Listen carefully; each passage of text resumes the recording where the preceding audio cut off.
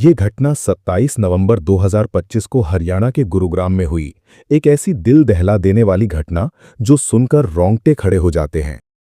32 वर्षीय जावेदा खातून, जो गुरुग्राम में अपनी रूममेट के साथ रहती थी, अचानक गायब हो गई।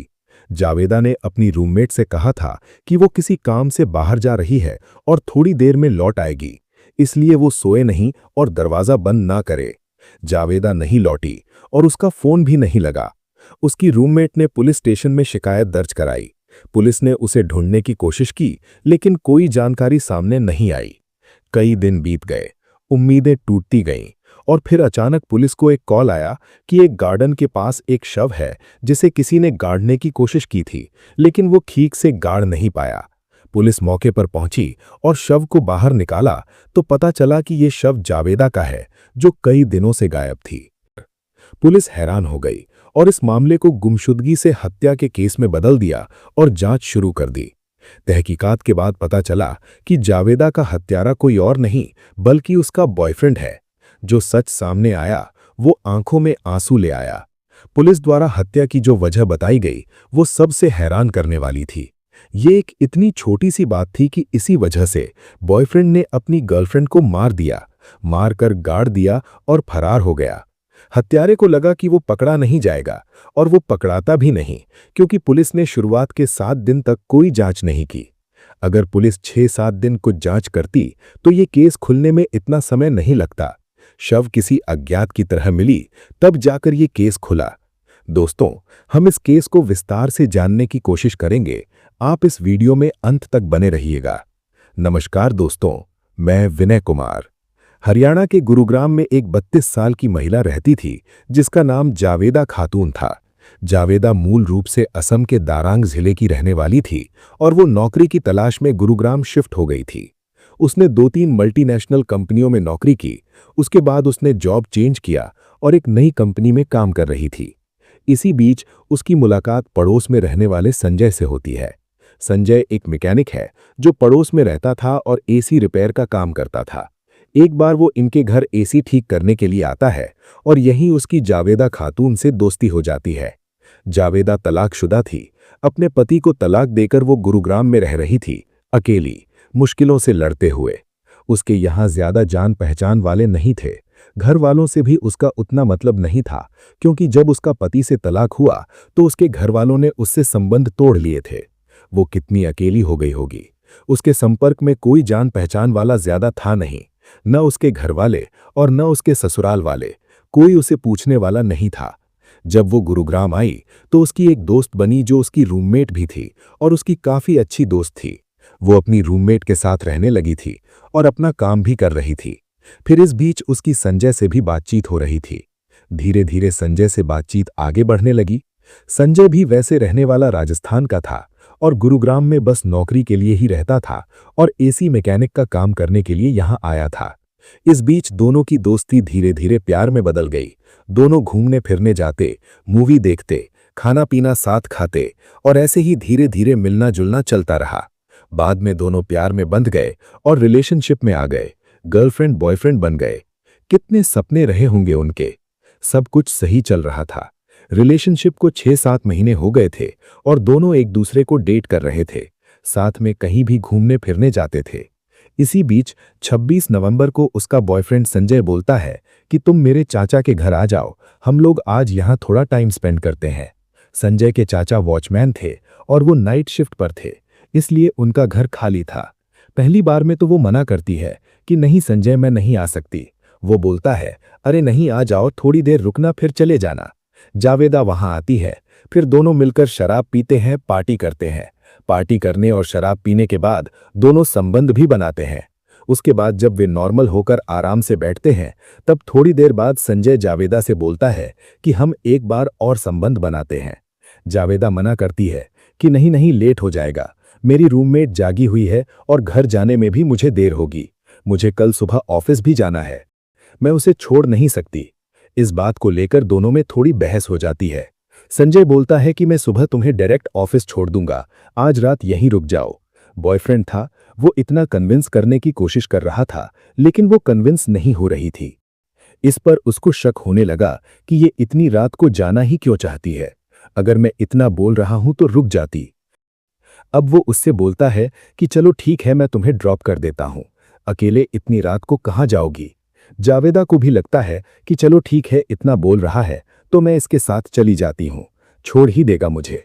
उसने अपनी रूममेट को भी बोल रखा था कि दरवाज़ा खोल के रखना। वो रेडी हो जाती है और संजय उसे लेकर जाता है। रास्ते में उसके दिमाग में वही चीज़ चलती रहती है।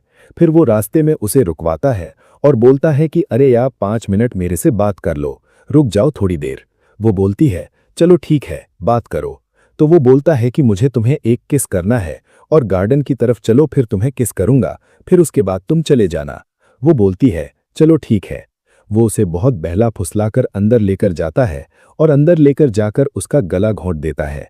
उसे पता भी नहीं था कि उसके साथ क्या होने वाला है। एक भरोसे का रिश्ता मौत बन गया। जैसे ही वो उसका गला घोंटता है, वो चिल्लाने की कोशिश करती है, लेकिन रात के 2 बज रहे थे, कोई आसपास नहीं था, पूरा रास्ता सुनसान था।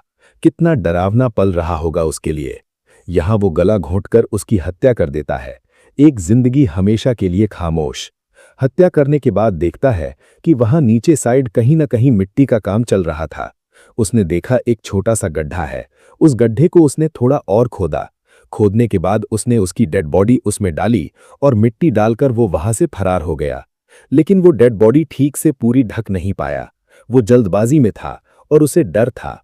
वो उसका मोबाइल लिया, स्विच ऑफ किया, मोबाइल को भी उसने मिट्टी में दबा दिया और वहां से भाग गया। भागने के बाद वो सीधा अपने चाचा के यहाँ गया और चाचा के यहाँ से अपने दोस्तों के घर पर चला गया। दूसरे दिन सुबह के जब उसकी रूममेट सोकर उठी तो देखा कि उसकी दोस्त तो बोली थी मैं कुछ देर में आ जाऊंगी। फिर वो सोची शायद किसी दोस्त के यहाँ कहीं और रुक गई होगी। उसकी रूममेट ने उसे फोन करने की कोशिश की, नंबर स्विच ऑफ आया। फिर वो सोची कि मोबाइल भी स्विच ऑफ हो गया होगा। आमतौर पर बहुत बार ऐसा होता है।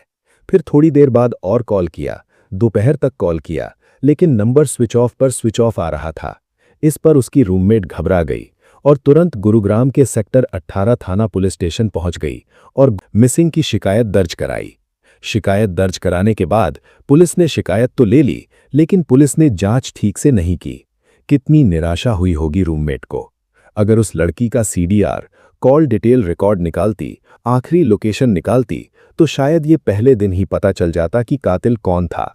लेकिन गुरुग्राम पुलिस कैसा काम करती है, इसका साफ उदाहरण इस केस में देखने को मिलता है।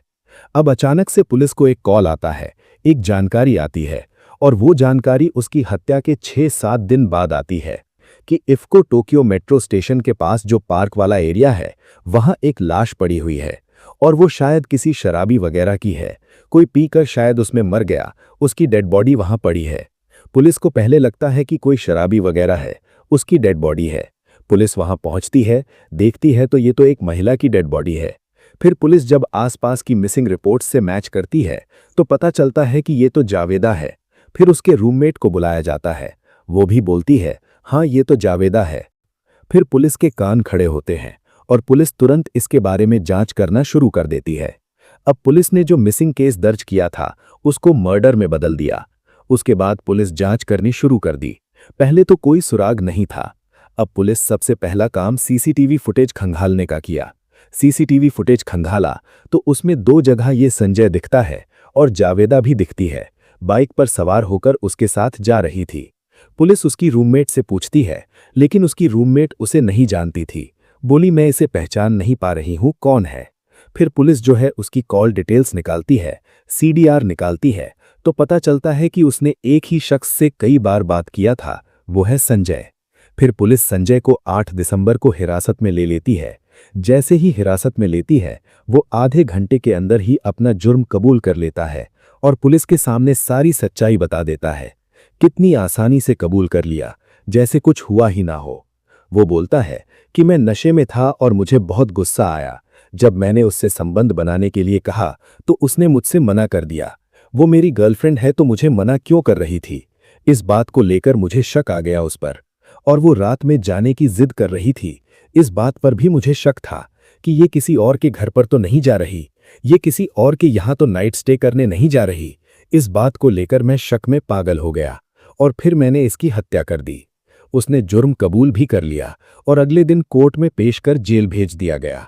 ये कहानी हमें सिखाती है कि गुस्सा, शक और नशे की हालत में लिया गया एक गलत कदम किसी की जिंदगी तबाह कर सकता है, हमेशा के लिए। रिश्ते तभी चलते हैं जब दोनों लोग समझदारी और सम्मान से बात करें। जब आदमी अपने दिमाग पर काबू नहीं रख पाता, तो छोटी बात भी बड़ा झगड़ा और फिर अपराध बन जाती है। कितनी कीमत चुकानी पड़ती है।